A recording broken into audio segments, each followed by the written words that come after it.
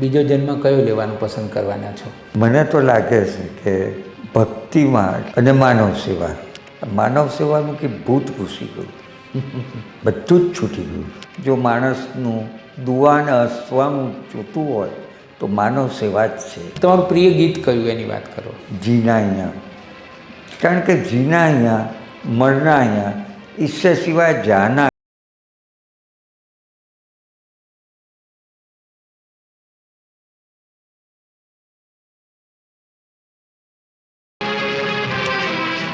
નવી સવારમાં હું રમેશ તન્ના પ્રસન્નતા સાથે આનંદ સાથે આપ સર્વેનું હાર્દિક સ્વાગત કરું છું.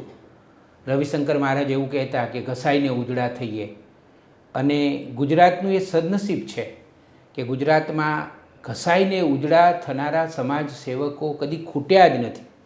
અખૂટ આવા સમાજ સેવકો આપણને મળતા જ રહ્યા છે. હું 2025માં આ ઇન્ટરવ્યૂ શૂટ કરી રહ્યો છું, અને 2025માં પણ હજી ગુજરાતમાં આવા કેટલાક રવિશંકર મહારાજ જેમ કહેતા હતા કે ઘસાઈને ઉજળા થઈએ એવા સમાજસેવકો છે. એવા એક સમાજસેવક ડૉક્ટર નીતિન સુમંત શાહનું હું નવી સવારના સ્ટુડિયોમાં સ્વાગત કરું છું. નીતિનભાઈ, તમારું સ્વાગત કરું છું. નમસ્તે. મારા માટે પણ નીતિનભાઈ આજે આનંદનો વિષય છે કે અમારા સ્ટુડિયોમાં આજે તમે આવ્યા, અને એને કારણે અમારો સ્ટુડિયો પવિત્ર જ છે, કારણ કે અહીંયા તો બધી પોઝિટિવ વ્યક્તિઓ જ આવે છે, પણ હજી આજે થોડો વધારે પવિત્ર થઈ રહ્યો છે. મારે તમારી સાથે થોડી વાતો કરવી છે, પણ હું શરૂઆત તો તમારા પિતાજીથી જ કરીશ કે આપના પિતાજીનું નામ ડૉક્ટર સુમંત શાહ, અને બહુ મોટું નામ, આદરણીય નામ. હું હમણાં 1.5 મહિના માટે અમેરિકા ગયો તો નીતિનભાઈ, અમેરિકામાં પણ તમારા પિતાજીને આદરથી યાદ કરનારા મેં ઘણા બધાને હું મળ્યો. ખરી વાત.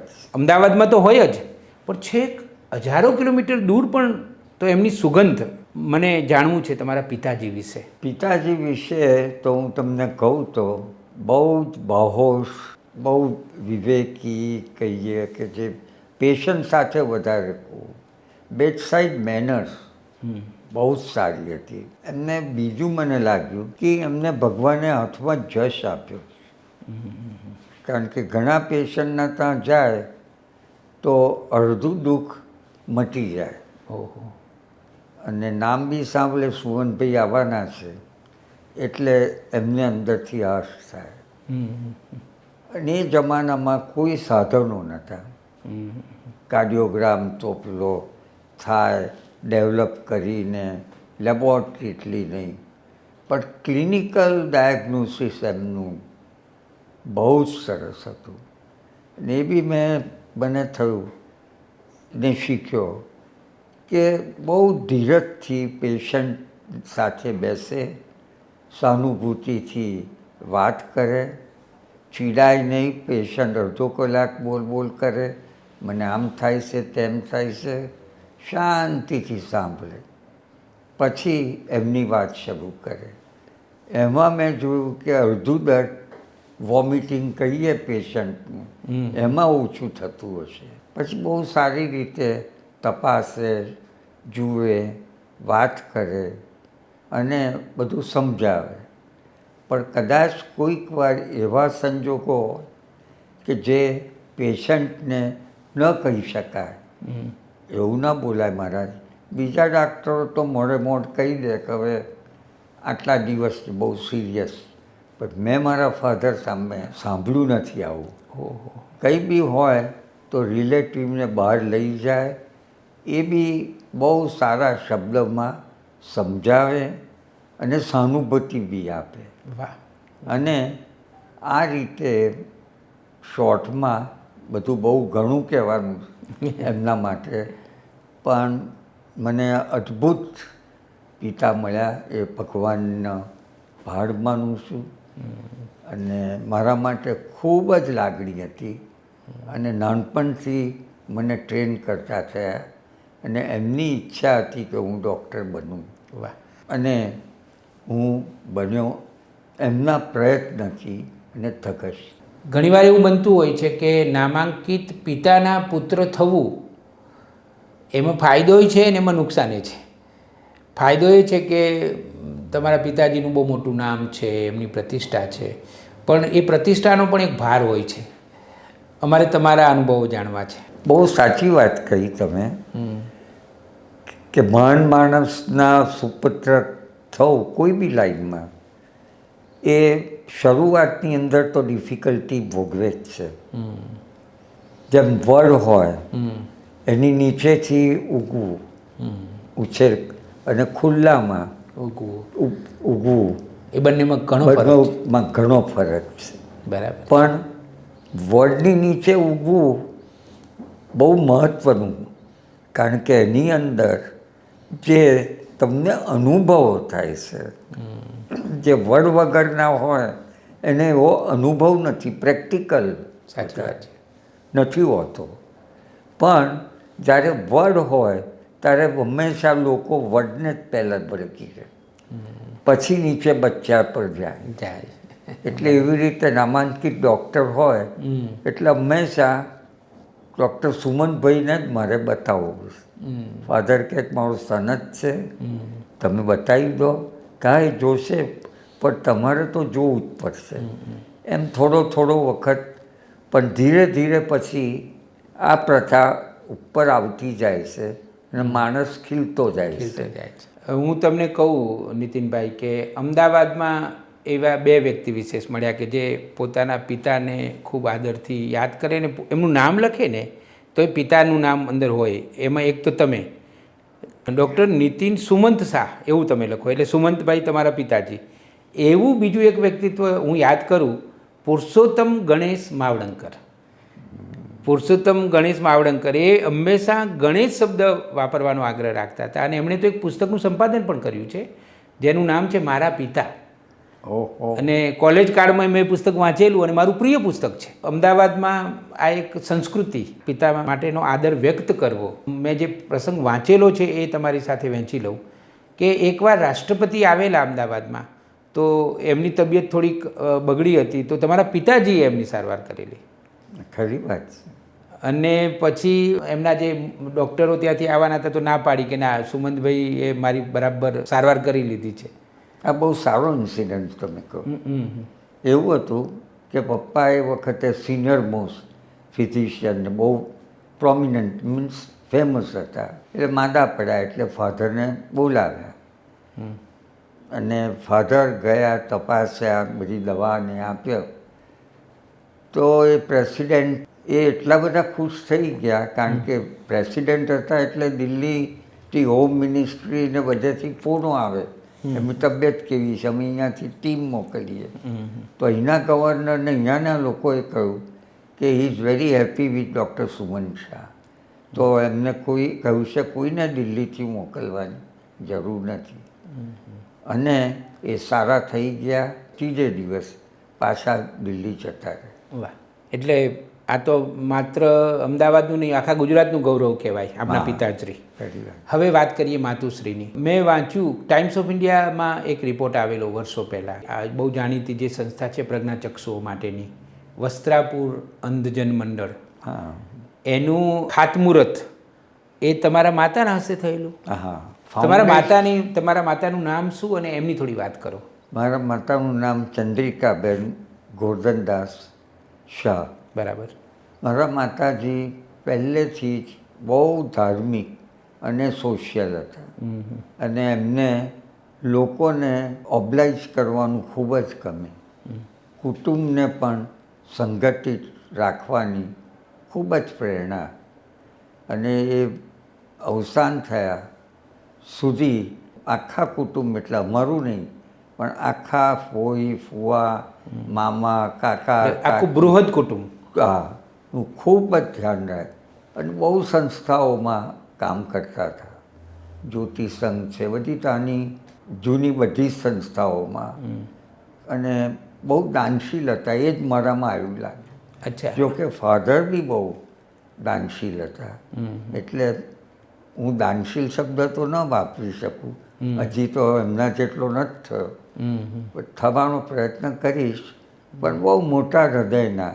કોઈ બી જગ્યાએ એવું ન હોય કે એમના હાથે પાછા ન ગયા હોય.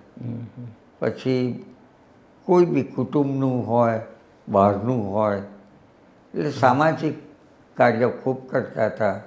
અને વધારે તો ભક્તિ એટલી કરતા હતા. દરરોજ 2 કલાક ઘરમાં એર કન્ડિશન મંદિર બનાવેલું એમ, જે ભગવાનને ગરમી ના લાગે, અને સેવા કરતા હતા 2 કલાક. દર પૂનમે ડાકોર જાય, શ્રીનાથજી બધા સાથે જઈએ. વાહ. એટલે અમારા બધા કુટુંબ, મારા ભાઈ બહેનમાં ધર્મનું ખૂબ જ આવેલું છે.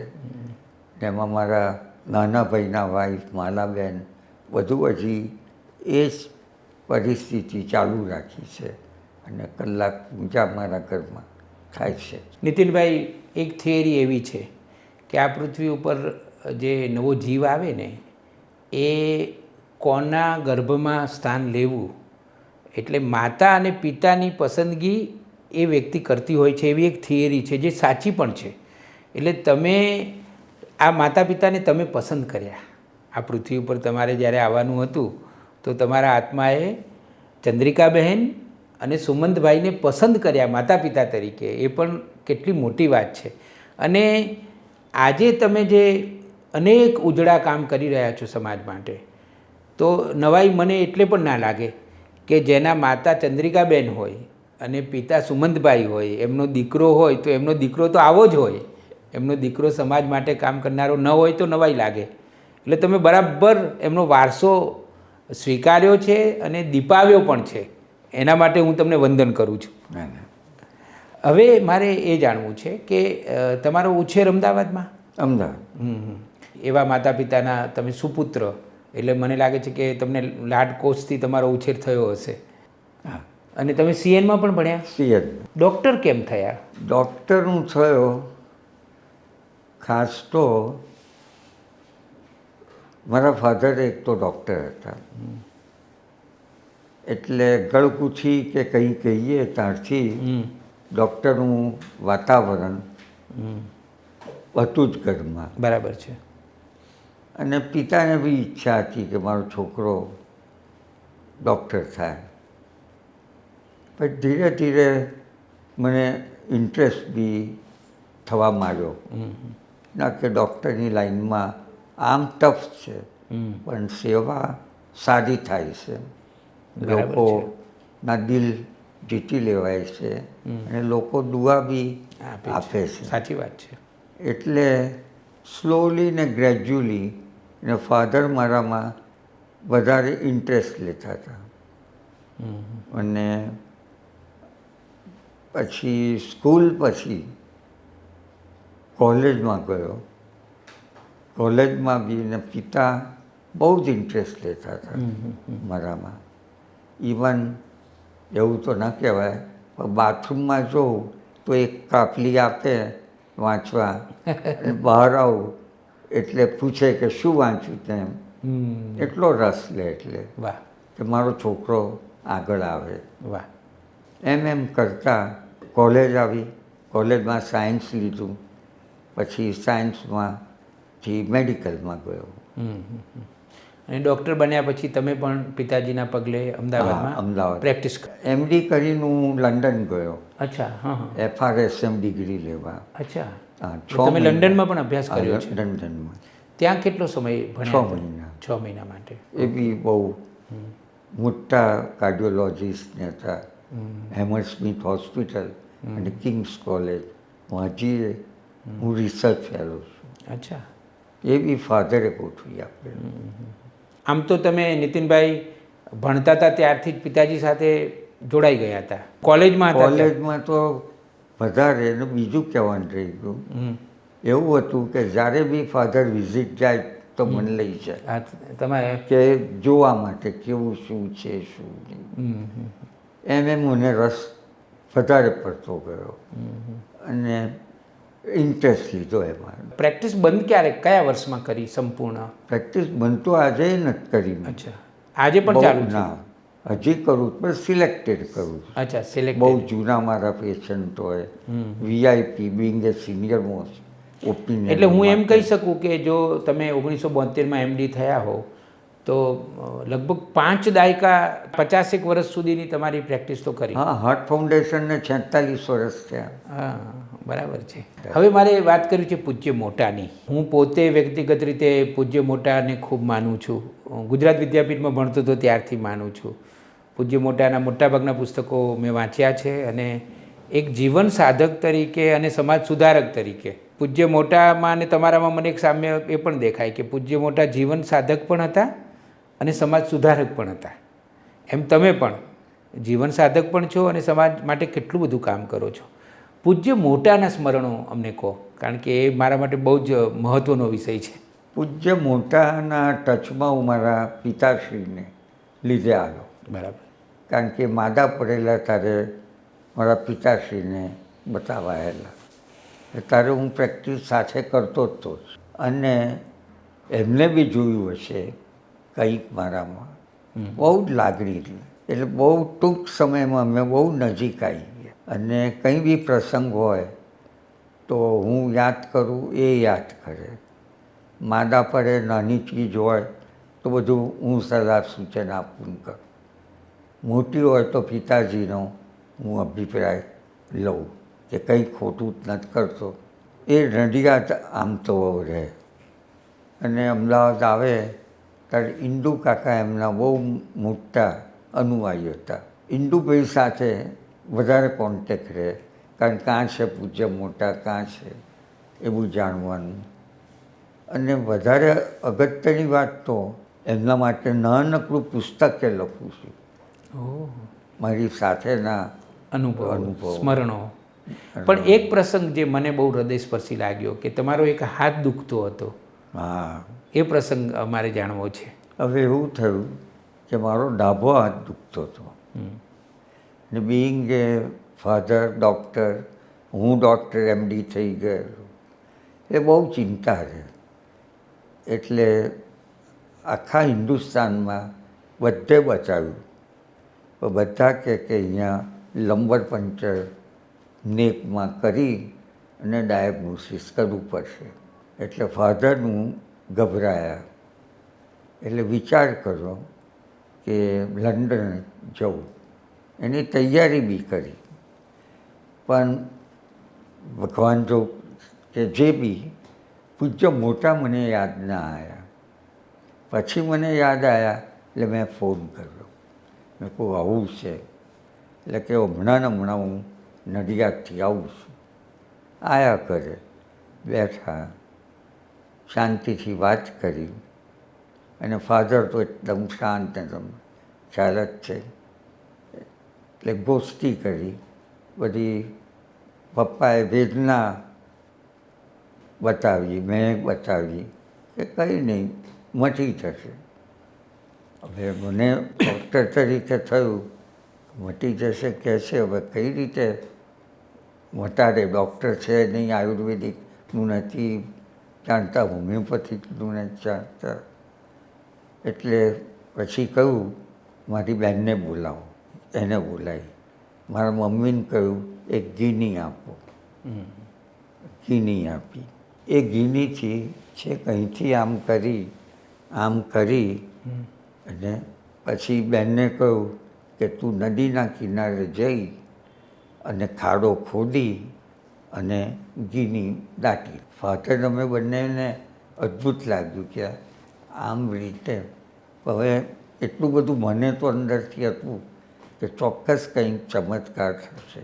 જેવી બહેન ખાડો ખોદી અને ઘીની મૂકી અને ખાડો બંધ કરતા હતા, એટલે મેં કોરિલેશન કર્યું. ત્યારથી મારી આંગળીઓમાં સહેજ સુધારો થયો, 1%. એટલે મને થયું કે આ ભગવાનનું કે કોઈનો ચમત્કાર લાગે. અને ઘરે આવી ત્યાં સુધી તો અહીં સુધી બિલકુલ નોર્મલ થઈ ગયું. અને 5 મિનિટ પછી તો બિલકુલ હાથ આખો જે હતો બિલકુલ સાજો, જે આજ સુધી મને કોઈ તકલીફ નથી પડી. Oh my God. અને આમે પૂજ્ય મોટા માટે તો એવું કહેવાય છે કે એ લોકોના દુઃખ લઈ લે, લોકોના રોગ એ લઈ લેતા હતા. લઈ લેતા. અને પછી કદાચ એવું બન્યું હોય કે એમણે થોડો સમય એમનો હાથ દુખ્યો હોય એવું બન્યું હોય કદાચ, એ બન્યું હોય કદાચ. એવું બન્યું પણ હોય. કારણ કે એવું મેં વાંચ્યું છે એમના પુસ્તકોમાંથી, એમના અનુયાયીઓએ જે બધું લખ્યું છે એમાં આ બધી બાબતો લખી છે હા, કે એમને કોઈનો રોગ લઈ લીધો હોય પણ પછી એ પીડા એમણે પોતે અનુભવી હોય અને એમની પાસે એવી શક્તિ હતી કદાચ.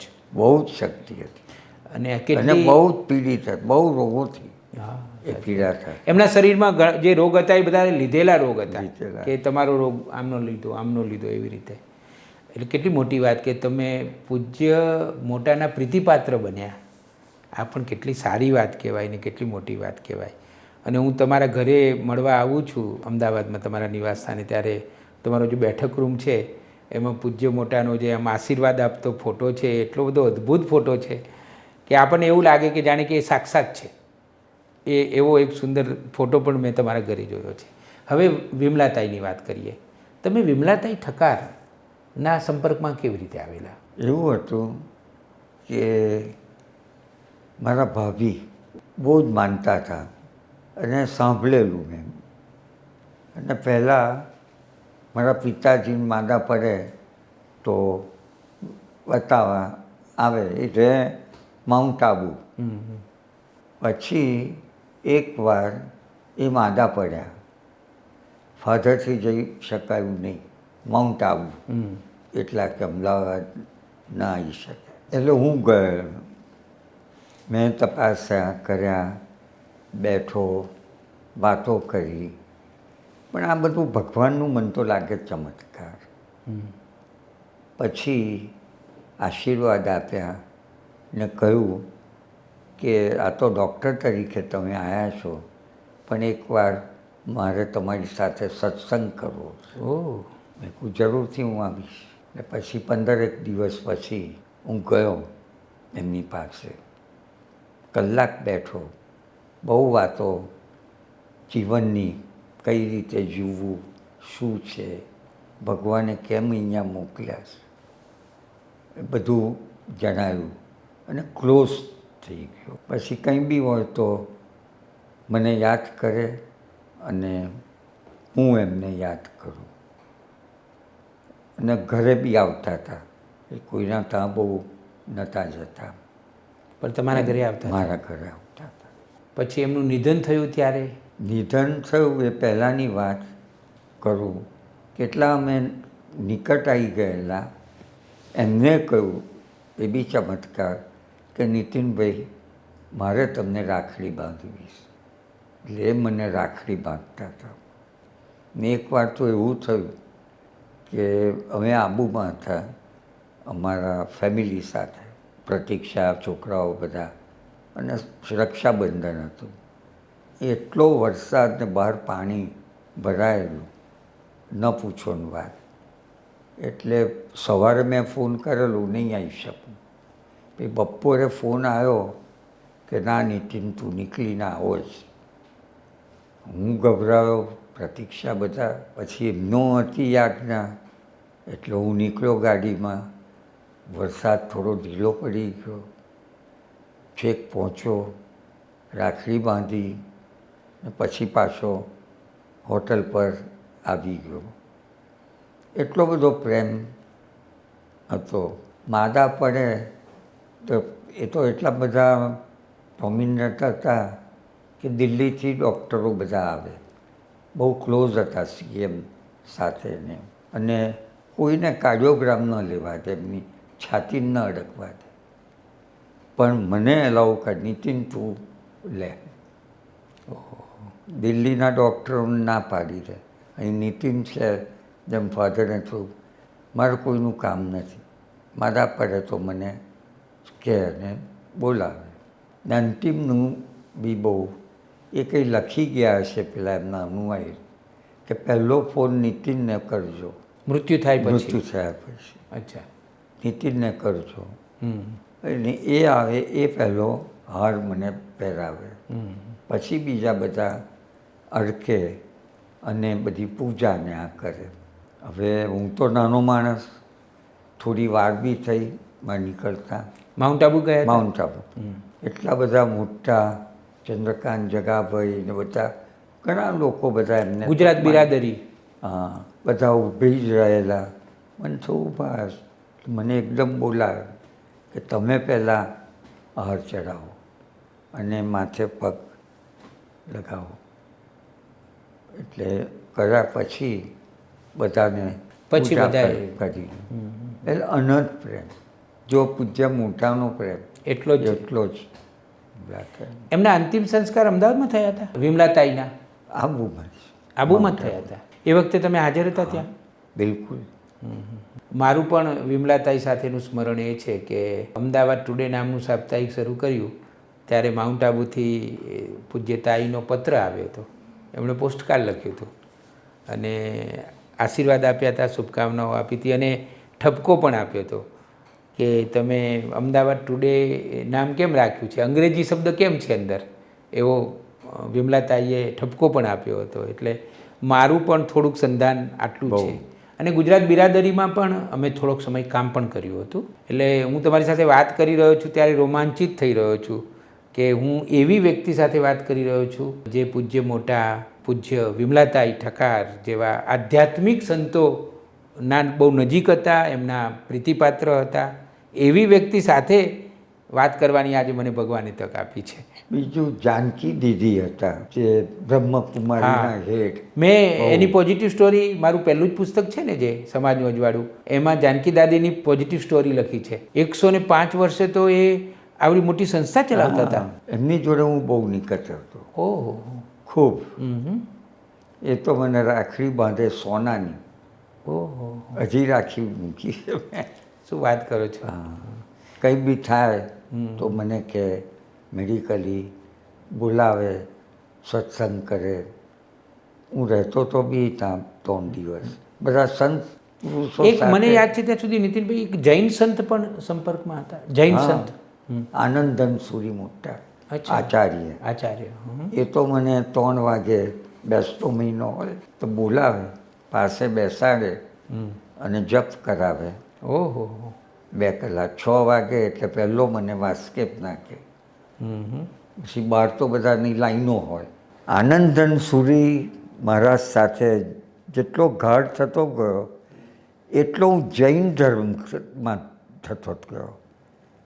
50% હું વૈષ્ણવ ને 50% જૈન એવો થઈ ગયેલો.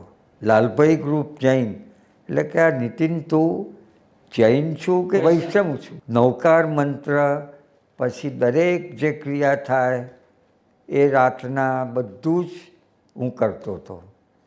પણ એ ગુજરી ગયા પછી થોડું ઓછું થઈ ગયું, પણ 50% જૈન થઈ ગયેલો.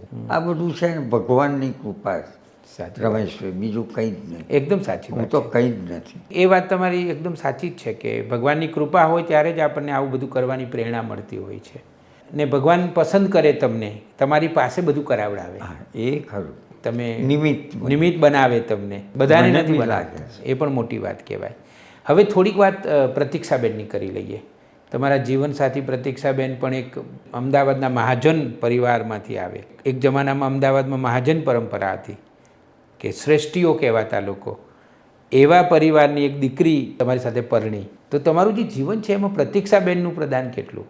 મારા ફાધર લાલભાઈ ફેમિલીમાં બધી મિલોમાં એટલા બધા કસ્તુર કાકા સાથે નજીક, એટલે કસ્તુરભાઈ લાલભાઈ. કસ્તુરભાઈ લાલભાઈ તો દરેક મિલમાં ડિરેક્ટર એ પપ્પા. એટલે અવારનવાર મળવાનું થાય. એમાં ન્યૂ કોટન મિલ એ પ્રતીક્ષાના પપ્પા ચલાવતા હતા. અવારનવાર કુટુંબ રીતે બી મળવાનું થાય. પછી એ સોશિયલ વર્કે કરતી હતી અંધજન મંડળમાં. અચ્છા. ત્યાં અમે ડબ્બો લઈને જે દિવસ હોય ધ્વજ બંદરનું, કંઈ 8મી કેવી તારીખ, બધા 4 રસ્તા પર ઓલ ટોપ ફેમિલીના લાલભાઈ, સારાભાઈ, બધા લોકો લઈને ઊભા રહે. ત્યારે અમે થોડા ક્લોઝ આવ્યા ને પછી ધીરે ધીરે ક્લોઝ આવતા ગયા. જ્યારે બીજે મેડિકલમાં ભણતા હતા ત્યારે પ્રતીક્ષાબેનનું ઘર નજીક હતું. હા હા. તો તમે ત્યાં બહુ બહુ જતા હતા તમે. અરવિંદ કાકા અને જ્યોત્સનાબેનને ઘણી વાર મળ્યું. એટલે એમને મારા માટે ખૂબ પ્રેમ. પ્રેમ હતો. એટલે એ કહે કે આ તારે નીતિન અહીંયા આવું જ એ મારા પાસે. એટલે ત્યાં જવું, જમવું, બેસવું, કરવું. એટલે એ ને એમના બેન મમતાબેન બંને જણ સાથે સારો સંબંધ મારે. અમારા લગ્ન થયા ત્યારે મિલ ચલાવતી હતી. પહેલાં તો ટ્રાવેલ, પછી સ્ટાર હાઉસ, બધું ઘણું. એટલે એ વર્કોલિક જ હતી પહેલાં. સવારમાંથી નીકળે એટલે કામ કરે ને. ખાસ તો એ કે કોઈ દિવસ મને ટોક્યો નથી કોઈ બી બાબતમાં. કારણ કે હું ઘરમાં હોઉં જ નહીં ને ઘરમાં હોઉં તો ઘરનું કામ કરતો હોઉં, જોતો કરતો હોઉં. અને હું તો પહેલાં વહેલો નીકળી જાઉં. ડૉક્ટર ને એ બી નીકળી જાય મિલમાં જવા. ઇન શોર્ટ, કોઈ બી હોય માણસ, પત્ની, તો કહે કે ભાઈ આખો દિવસ તું આ સાંજે જઈને માનવ સેવા કરીને આટલો મોડો આવે, આવું ન કર, મને લઈ જા ફરવા.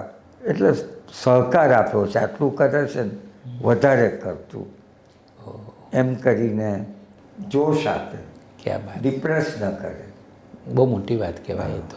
અને તમે મોટિવ કરે. તમે આટલું બધું કરી શક્યા એમાં એમની પણ હાસ્તો. એમનું મોટું પ્રદાન. મોટું. તમારી 2 દીકરીઓ છે, એના વિશે અમારે થોડું જાણવું છે. બે દીકરીમાં એક મોટી દીકરી મોનિશા નામ છે. She is married. એના હસબન્ડ સાથે શહીબાગ રહે છે અને બિઝનેસને બધું કરે છે. અને આનંદમાં રહે છે. બીજી દીકરી સોનાલી નાની છે, એ અનમેરિડ છે. એ અમારા લોકો સાથે રહેશે. એ ધંધો સારો કરે છે અને આનંદ મંગળમાં રહેશે. એટલે આમ કુટુંબ તરીકે મને બહુ, ખાલી મારા વાઈફની તબિયત હમણાંથી નથી સારી રહેતી એટલે હું થોડો ટેન્શનમાં રહું છું. પણ એ કોઈ દિવસ બોલતી નથી. હું ગમે તેટલા ફંક્શનમાં ગયો, કંઈ બી થયું હોય મને ફોન નહીં કર કે એને ડિસ્ટર્બ નથી કરવું. આયા ઘરે પછી બહુ સોફ્ટલી સારી રીતે વાત કરે. કેટલું સારું કહેવાય. એટલે મારી પાસે શબ્દ નથી એના માટે કઈ રીતે આદર કે કરું એનો. ને મેં મારી લાઈફમાં લાખો લોકોને મળ્યું, બધાના ફેમિલીમાં, પણ એના જેવી મેં વાઈફ ખરેખર ભગવાન સમ મેં જોઈ નથી. અને તમારી આ વાત એકદમ સાચી છે. કારણ કે તમે આટલું બધું સમાજ માટે સતત કામ કરતા હો અને કદાચ એમને ખબર છે પ્રતીક્ષાબેનને કે નીતિનભાઈ મને વરેલા છે એમ સમાજને પણ વરેલા છે. ખરી વાત. એવું છે, કહેવાય છે, ગુજરાતીમાં એવું લખાય છે કે આ વ્યક્તિ છે તો આ વ્યક્તિ સમાજને પણ વરેલી છે. વરવું એટલે પરણવું. એટલે તમે તો આખા સમાજને પણ વરેલા છો. એટલે પ્રતીક્ષાબેન અને તમારા પરિવારની સાથે સાથે તમે સમાજને પણ પરિવાર માનો છો એવી એમને ખબર છે. ખરી વાત છે. તમે જીખથી પ્રેક્ટિસ કરતા હતા અમદાવાદમાં એઝ એ ડૉક્ટર. પછી સમાજ સેવાનો અત્યારે તો ધોરીમાર્ગ છે તમારા જીવનનો, હાઈવે છે તમારું, બધું જ ફોકસ સમાજ સેવા છે. તો એ સમાજ સેવાના ક્ષેત્રમાં તમે કેવી રીતે આવ્યા અને શા માટે આવ્યા? સમાજ સેવામાં હું આવ્યો બંને માતા પિતાને લીધે. કારણ માતા બી બહુ માનવ સેવાવાળા હતા. ભક્તિવાળા તો હતા, સાથે માનવ સેવાવાળા હતા. પિતાજી બી માનવ સેવાવાળા હતા અને ડૉક્ટર હતા. પિતાજી બી ડાયાબિટીક ક્લિનિક ને બધી જગ્યાએ બીજી સંસ્થાઓમાં બી જોડાયેલા. એટલે એવું તો ન કહેવાય ગળગુથી, તો નાનો કહેવાવું, પણ જેમ મોટો થતો ગયો એમ મેં જોયું કે આ બધું માનવ સેવા કરવી બહુ સારું છે. અને મારા મધરમાંથી બી આવ્યું કે આ મધર આખા ફેમિલીને કશું બી થાય તો બધાને મદદ કરતા હતા. અને બધા ફેમિલી એટલા આનંદ મંગળમાં રહેતા હતા ને હસતા રહેતા હતા. એનું કારણ મને ખ્યાલ આવ્યો, કંઈ બી નાની ચીજ હોય મારા મમ્મી ધીમે રહીને આપી દે. કોઈને બી કંઈ મુસીબત આવી હોય તો મદદ કરી લે. એ રીતે પિતાજી બી કોઈને બી કંઈ બી હોય, નોકર માણસ દવા તો બહુ આનંદથી આપે, અને એ લોકો નોકરો કહો કુટુંબના હસતા જોઈને મને થયું કે દુનિયામાં જો માણસનું દુઆ અને હસવાનું જોતું હોય તો માનવ સેવા જ છે એક. વાહ, કેટલી સારી વાત. અને મોટાભાગે મારો પત્રકાર તરીકેનો અનુભવ પણ નીતિનભાઈ એવો જ છે કે આ માતા પાસેથી મોટાભાગે આ વારસો મળતો હોય છે, કારણ કે દુનિયાની બધી માતા આપનારી હોય છે. બાળકને જન્મ આપવાનું તો શરૂ કરે છે, પણ પછી સતત આપ જ કરે છે, એટલે બાળક ઉપર એની બહુ મોટી અસર પડતી હોય છે. એટલે સ્વાભાવિક છે તમારા ઉપર એમની અસર પડી હોય. હવે આપણે વાત કરીએ કે તમે જે સમાજ સેવા શરૂ કરી, તો જે તમારી સંસ્થા છે એનું નામ કેવી રીતે નક્કી કર્યું, અને પછી કઈ કઈ પ્રવૃત્તિઓમાં જવું એ તમે કેવી રીતે નક્કી કર્યું? હું હતો કાર્ડિયોલોજિસ્ટ. બરાબર છે. અને જનરલ ફિઝિશિયન, પણ કાર્ડિયોલોજીમાં મને બહુ ઇન્ટરેસ્ટ. એટલે પિતાજીએ બહુ મહેનત કરી અને ડૉક્ટર ઓરામ કરીને લંડનમાં બહુ પ્રખ્યાત હતા દુનિયા, બધું કાર્ડિયોલોજીનું બહુ સારું જ્ઞાન લઈને પાછો આવ્યો ને પ્રેક્ટિસ શરૂ કરી. એ વખતે અમદાવાદમાં સગવડો બહુ નથી, અને મને લાગ્યું કે એક નાનું હાર્ટનું કરવું જોઈએ. એટલે ઈચ્છા થઈ કે હાર્ટ ફાઉન્ડેશન નામનું એક ટ્રસ્ટ કરવું. એમાં અરવિંદ કાકા, જે મારા કાકા સસરા થાય, એમનો સપોર્ટ મને વધારે મળ્યો કે ના, કારણ એ ઇન્ડસ્ટ્રીયાલિસ્ટ હતા. એટલે કે નીતિન તું કર અને સ્થાપના કર. અને સેટલર તરીકે મારા સાસુમાં જ્યોત્સનાબેન હતા, અને ખરું શરૂ કરારના અરવિંદ કાકા, મારા પપ્પા ડૉક્ટર સુમનભાઈ કરીને હાર્ટ ફાઉન્ડેશનનું ટ્રસ્ટ કર્યું. અને તમે કાર્ડિયોલોજિસ્ટ હતા એટલે પેલો હાર્ટ શબ્દ, હાર્ટ શબ્દ, હૃદય, કારણ હૃદયમાંથી જ બધું થાય છે. સાચી વાત છે એકદમ. મન બી મન તો લાગે છે હૃદયથી, કારણ લોહી ન પહોંચે તો મગજે કામ ના કરે. એટલે છેવટે તો મગજ કરતાં વધારે મહત્વનું તો હૃદય જ છે કે એ ચાલી શકે, તો જ ચાલી શકે. કારણ કે મગજને ચાલવું હોય તો લોહી જોઈએ, અને લોહી તો હૃદય પૂરું પાડે છે. એટલે તમારી વાત સાચી છે. હવે આપણે થોડી વાત કરીએ તમારી સામાજિક પ્રવૃત્તિઓ વિશે. આજે તમારી સંસ્થા છે, એ સંસ્થા કયા કયા ક્ષેત્રોમાં કામ કરે છે અને શું કામ કરે છે? હવે એ તો કહેવું એટલું બધું મુસીબત છે. ભગવાનના કૃપાથી A to Z તમે કહો, એકે સબ્જેક્ટ બાકી નહીં રહ્યો હોય એવી બધી જ પ્રવૃત્તિ હું કરું છું. એટલે મોટું લિસ્ટ તમને કે કહેવા અત્યારે ટાઈમ. દાખલા તરીકે આરોગ્યનું ક્ષેત્ર, આરોગ્ય, એજ્યુકેશન, અંધ, વિકલાંગ, ઘરો બાંધી આપવા, બધા જ ક્ષેત્રોમાં તમે ઇવન કામ મને ઘણા કહેવાય કે સાહેબ તમારે તો બહુ સારું. મેં કહું કેમ? કે તમે જેલરને ઓળખો, પોલીસને ઓળખો અને મિલિટરીને ઓળખો, પછી હવે તમારે જરૂર શી કોઈ છે? ક્યાં વાત. એટલે બધે જ જગાએ હું કરું છું. હમણાં રિસન્ટલી હવે કોઈએ કર્યું નથી એવું કામ મેં હાથમાં લીધું છે. માસીબાઓ જે છે એ બહુ જ ઇન્ટેલિજન્ટ હોય છે. અચ્છા. હા, એ સર્વેમાં આવ્યું, અને જો એમને અપલિફ્ટમેન્ટ, સ્કિલ ડેવલપમેન્ટ કરાવો તો એ બહુ સારા કામ કરી શકે. વાહ. કારણ કે આ હજી રિસર્ચ ચાલે છે. આ 12મી 81 જણને બોલાયા છે, જોઈએ છે કઈ રીતના એ લોકોનું છે, તો એમને નોકરી મળે તો એમનું જીવન સુધરી જાય. એટલે તમે જો બાળકો માટે કામ કરો, બધા જ પ્રકારના, વિચરતી જાતિના, તમે મહિલાઓ માટે કામ કરો, તમે કેદીઓ માટે કામ કરો, તમે પ્રજ્ઞાચક્ષુઓ માટે કામ કરો, આમ કોઈ આકાશની નીચેનું કોઈ એવો વિષય ન હોય કે તમે કામ ન કરતા હો. વૃક્ષાપણ તો સ્ત્રી અને પુરુષો માટે કામ કરતા હતા, તો હવે એક આ બાકી રહી ગયા તો એમના માટે પણ તમે કામ શરૂ કર્યું.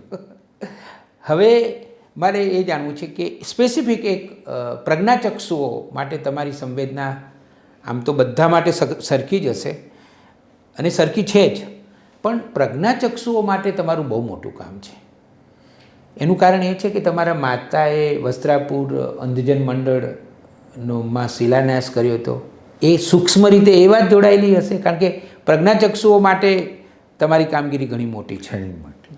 તો એનું કારણ શું? એનું કારણ એક જ કે પહેલેથી મારા માતાજીએ ઇન્ટરેસ્ટ લીધો ફાઉન્ડેશન સ્ટોનથી. પછી આગળ વધતું ગયું તો મારા કાકા સસરા એ પ્રેસિડેન્ટ છે, એટલે થોડો નજીક આવતો ગયો. અને ઘણીવાર મેં જોયું કે આંખ બંધ કરીને તમે બેસો તો ઊંચા નીચા થઈ જાઓ. પ્લસ એ બી જોયું કે ઇલેક્ટ્રિસિટી સાહેબ તો બી ઊંચા નીચા થઈ જાઓ છો. એ માણસ અંધારામાં આખી જિંદગી કઈ રીતે ભોગવતો હશે, વાહ, બહુ જ દુઃખ મને થયું. એટલે- બીજો કિસ્સો, મેં બારેજા હોસ્પિટલ શરૂ કરી કેટરેક આંખની. ત્યાં હું દર અઠવાડિયે જતો હતો. બધા ગામડાઓમાંથી પેશન્ટોને લઈ આવવાના, ફ્રી કેટરેક કરવાનું, પાછા મૂકી આવવાના. એટલે કોઈક વાર હું જોઉં કાથીના ખાટલા પર બી બેસીને ચાય પીવું તો મારો માણસ આવીને કહ્યું કે સાહેબ એક કાકા છે, જો ખાલી ઓપરેશન નહીં કરાવે તો અંધ થઈ જશે. એટલે મને થયું કે લાવો હું જઉં એમની પાસે. હું ગયો. મેં કહું કાકા આવું છે. એ કહે સાહેબ શું કરું, કોણ મને લઈ જાય, કાં રહું, મારું થાય ને પછી કોણ મૂકી જાય ને કરે. એ સાંભળીને હું ખરેખર ત્યાં રડી પડેલો કે આટલી પરિસ્થિતિ છે. એટલે મેં તરત અન્ન ક્ષેત્ર ખોલ્યું બારેજામાં અને ગાડીનું વ્યવસ્થા કરી અને અત્યારે ધમધમતું ચાલે છે. ખબર નહીં, મારું હૃદય બહુ કોમલનેસ. ગઈકાલનો જ ઇન્સિડન્ટ, અપંગોનો, દિવ્યાંગનો એવોર્ડ બધા આપવાના હતા. બધા આખા ગુજરાતમાંથી ને એવા આવેલા. એક જણ તો મહારાષ્ટ્રમાંથી બહેન આવેલા, 3 છોકરા અપંગ. મહારાષ્ટ્રથી આવ્યા હતા? હા, આ એવોર્ડને લેવા. એટલે આવું જોઉં ત્યારે મારા આંખમાં જળજળિયા બૂટ આવે.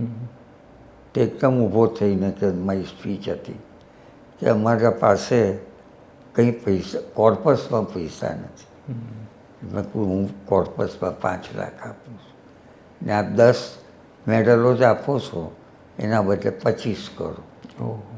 એટલે આવું સ્પોન્ટેનિયસ ભગવાન જ કરાવે.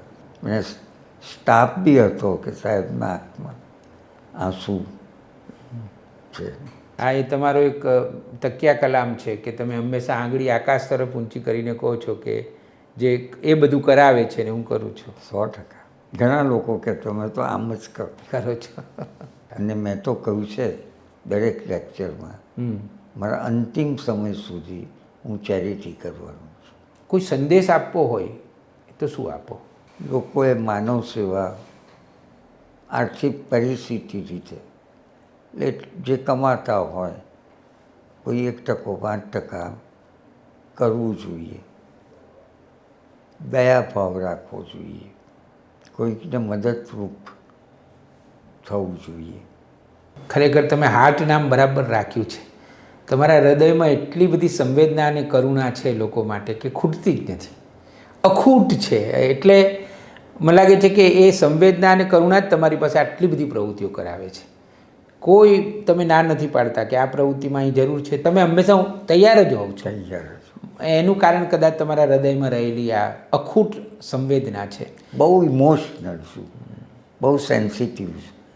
કોઈના આંસુ જ નથી જોઈ શકતો અને દુઃખ. ક્યાં વાત! એ તો ઓપી કોહલીએ કહ્યું છે. હવે ધર્મની વાત કરીએ. હું જ્યારે જ્યારે તમને મળવા માટે આવું, તમારું જે અમદાવાદમાં કર્ણાવતી ક્લબની સામે જે શપથ 5 છે એમાં 9મા માળે તમારી ઓફિસ છે. તો આપણે આમ દરવાજો ખોલીને અંદર એન્ટર થઈએ અને ભગવાન હાજર છે સામે. ભગવાન સ્વાગત કરે છે કે આવો. પછી તો મને એવું જાણવા મળ્યું કે ભગવાન સાથે તો તમારે બહુ સારું બને છે અને તમે સતત જોડાયેલા રહો છો. તમારા જીવનમાં ધર્મનું સ્થાન શું છે? ધર્મ મને ગળગુથીથી જ મળેલો છે. ઉપરવાળાની એટલી કૃપા. તમારો ફાધર બી એટલું ધર્મમાં માને, મધર તો ખૂબ જ. એટલે ધર્મ પ્રત્યે તો મને પહેલેથી હું શ્રીનાથજી મંદિરના નાથવારામાં ટ્રસ્ટી રહ્યો 3 વર્ષ.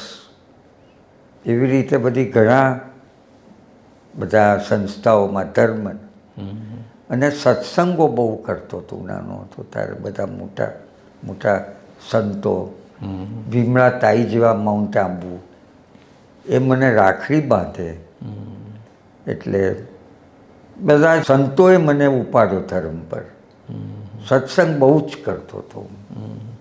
કોઈ પાછલા જન્મનું પણ અનુસંધાન હોય એવું મને લાગે. કદાચ એવું લાગે. કદાચ કોઈકને એવો સવાલ થાય નીતિનભાઈ કે તમે ડૉક્ટર છો એટલે મેડિકલ સાયન્સ, વિજ્ઞાન અને ધર્મ એ ધર્મ છે, તો કદાચ કોઈક લોકોને એવું લાગે કે આ તો વિજ્ઞાનનો માણસ ધર્મમાં આટલો બધો કેમ ડૂબી જાય છે? ધર્મ અને સાયન્સ મારી દ્રષ્ટિએ સાથે ચાલે છે. હજારો વર્ષ પહેલાંનું તમે જુઓ તો વૈદોને હતા, ધર્મ એ સાથે હતો. એટલે ધર્મ અને વિજ્ઞાન અત્યારે બી તમે જોશો તો વિજ્ઞાનની શોધ થાય છે પણ નેચર સુધી નથી પહોંચી શકતો. એ ધર્મને લીધે હિન્દુસ્તાન બચ્યું કે બચે છે એ ધર્મને લીધે. સાચી વાત છે, એકદમ સાચી વાત છે. અને વિનોબાએ તો કહ્યું છે કે ધર્મ વત્તા વિજ્ઞાન બરાબર સર્વોદય. એટલે એકલો ધર્મ પણ અધૂરો છે અને એકલું વિજ્ઞાન પણ અધૂરું છે. એટલે બંને ભેગા મળે તો જ કંઈક તો સારું, જ સર્વોદય થાય, તો જ સમાજ સારો થાય. હવે મારે એ પૂછવું છે કે કોઈ પણ માણસ સમાજ સેવા કરતો હોય, માનવ સેવા કરતો હોય તો એનામાં ઊંડી શ્રદ્ધા હોય. શ્રદ્ધા વગર સમાજ સેવા થાય જ નહીં, અને આશા પણ હોય. પણ તો ભારત જેવા દેશમાં નીતિનભાઈ ઘણીવાર એવું લાગે કે તમે બધા જ ક્ષેત્રોમાં કામ કરી રહ્યા છો, આરોગ્યમાં કામ કરી રહ્યા છો, શિક્ષણમાં કામ કરી રહ્યા છો, બધાની સમજ વિકસે એ માટે અનેક યોજનાઓ તમે ચલાવી છે. પણ ખરેખર સુખી કરવો હોય સમાજને તો શું કરવું જોઈએ? ભારત દેશ છે, નરેન્દ્ર મોદીએ તો હમણાં એક સૂત્ર આપ્યું છે કે વિકસિત ભારત 2047માં કરવું છે, એવું નરેન્દ્ર મોદીનું વિઝન છે. તમે સમાજ સેવા કરો તો ક્યારે એવો થાક ના લાગે કે ભાઈ ઘણું બધું કરવાનું છે, ક્યાં સુધી કરીશું? આમ ક્યારે નિરાશા થાય કામ કરતાં કરતાં? ના, કદી નહીં. કારણ કે વિઝન છે એમાં. અચ્છા. કારણ કે આકાશનું લિમિટ છે જેમ, એવો જો વિચાર કરો તો તમને ખબર છે તમે આકાશ સુધી પહોંચવાના નથી. પણ તમે છોડી દો તો તમે અધૂરા રહો. અને વધારે મને એવું લાગે છે જ્યાં સુધી કે ફેમિલી પ્લાનિંગ એટલે જે વસ્તી વધારોમાં જો કંટ્રોલ નહીં કરવામાં આવે તો ખૂબ મુસીબત થશે. મૂળ કારણ મને એ લાગે છે. સાચી વાત છે. અને એ બી નરેન્દ્રભાઈ તો એટલા બધા છે વિઝનવાળાને એ, પણ વસ્તીને જો કંટ્રોલ નહીં કરી શકીએ કોઈ બી તો વાંધો આવશે. નીતિનભાઈ, તમે વર્કહોલિક છો બહુ જ. તમારી જોડે જે બધા કામ કરે છે ને એ લોકોની તો કસોટી જ થતી હશે, કારણ કે તમે થાકતા જ નથી અને તમને સતત કામ કરવા જોઈએ છે. ઉંમર થાય એમ શરીર પણ જવાબ માગે ઘણીવાર, પણ તમે તો એને પણ અતિક્રમી ગયા છો. તો આ જે કામ કરવાની તમારી ભાવના છે, સતત કામ કરવું, એ શા માટે?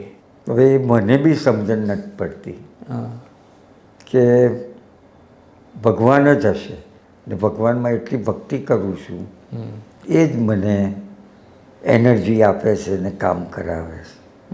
એમાં ખાસ રોલ મને એવું લાગે છે પૂજ્ય મોટાનો છે. મારા ગુરુજી હતા બહુ. એમની ચેતના તમને? હા. હું કજવામાં જ એમનો ફોટો 24 કલાક રાખું છું. અરે વાહ. આશીર્વાદ લઉં છું. એટલે કંઈક એવી ઉપરવાળાની કરામત છે. બીજો તો અંદરથી જોશ આપવા જેવું કંઈ મને તત્વ કે એવું કંઈ દિશા દેખાતી નથી. પણ ઓટોમેટિક જ કુટુંબના બી કે રવિવાર હોય તો હું બેસું નહીં, કંઈ ને કંઈક કામ જોઈએ, અને માનવ સેવાનું જ કરું.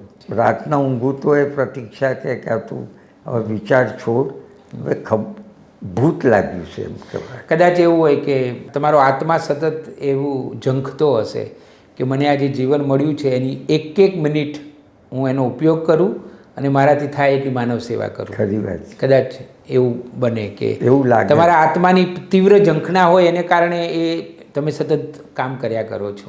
નીતિનભાઈ, કયા કયા શોખ છે તમને એ જાણવું છે. માનવ સેવા. બસ બસ. માનવ સેવામાં બધું આવી ગયું. ફિલ્મો જોવાની, ના. હિન્દી ફિલ્મોના ગીતો જોતો તો સાંભળવાના. પહેલાં, હા. પણ ધીરે ધીરે બધું જ છૂટી ગયું. હમ, સોશિયલ એટલો બધો હતો હું હમ, કે દરરોજની એક પાર્ટી તો હોય જ મારે. હમ. ધીમે ધીમે અઠવાડિયામાં 2, પછી ઓછી, હવે તો ખૂબ ઓછી. કારણ હું 8:30 વાગ્યા સુધી તો ઓફિસમાં હોઉં છું અને 11 વાગે તો હું ઓફિસ પહોંચી જાઉં. એટલે બધી સંસ્થાઓ, પણ મને વસવસો નથી. તમે ધર્મમાં આટલું બધું માનો છો તો યાત્રાઓ કઈ કઈ કરી છે? ઘણી યાત્રાઓ બધે જ જગાએ. સોમનાથ છે, નાથદ્વારા, ગંગોત્રી, જમનોત્રી, ખાલી અમરનાથ નથી. અચ્છા. બદ્રીનાથ ગયો છું, બધે જ જગાએ. અને વિદેશમાં કયા કયા દેશો ફર્યા છો? વિદેશમાં તો બહુ ફર્યો છું. એમ? Germany, London. લંડન તો મારું બેઝ હતું, કારણ કે હું ભણોતા. પ્રતીક્ષાબેનની સાથે ફર્યા છો? ત્યાં બધે સાથે. તમે સાથે બધા ફરેલા સાથે. છો? છોકરાઓ બી સાથે. અચ્છા અચ્છા. છોકરાઓને બી બહુ ફેરવે. પુસ્તકો વાંચવાનું ગમે? હા, પહેલાં બહુ જ ગમતું હતું ને વાંચતો હતો, પણ મેં એક શબ્દ ન વપરાય. માનવ સેવાનું કે ભૂત ઘૂસી ગયું. બધું જ છૂટી ગયું. ભગવાન કંઈ કરે છે શું સમજ નથી પડતી મને. એ તમારા ભાગમાં ભગવાને માનવ સેવા લખી છે એવું લાગે છે. કે બીજા થોડાક લોકો પાસે હું વંચાવી લઈશ, તમારે ઓછું વાંચવાનું છે, તમારે માત્ર માનવ સેવા કરવાની છે. એવું કદાચ ભગવાને નક્કી કરેલું છે. પુનર્જન્મમાં માનો છો તમે? હા. બીજો જન્મ કયો લેવાનું પસંદ કરવાના છો? મને તો લાગે છે કે ભક્તિમાં અને માનવ સેવા, ધર્મ ભગવાન આપે અને માનવ સેવા આપે, બસ 2. મારે બીજું કંઈ નથી જોતું. તમારું પ્રિય ગીત કયું એની વાત કરો? જીના અહીંયા, કારણ કે જીના અહીંયા, મરના અહીંયા, ઈશ્વર સિવાય જાના કા. વાહ. પુનર્જન્મ મેં જાને કા. એ વસ્ત્ર બદલવાનું. તો આ હતી મુલાકાત ડૉક્ટર નીતિન સુમન શાહ સાથે. જેટલા મોટા ગજાના તબીબ એટલા જ મોટા સ્તરના સમાજ સેવક. અત્યારે સમાજ માટેનું દાયિત્વ પ્રમાણમાં થોડું પાતળું થઈ રહ્યું છે, ત્યારે હજી પણ જાણે કે આપણી જે મહાજન પરંપરા હતી, શ્રેષ્ઠી પરંપરા હતી, એનો એક મણકો, મજબૂત મણકો હજી પણ આપણી વચ્ચે છે. એનો આપણને આનંદ થાય.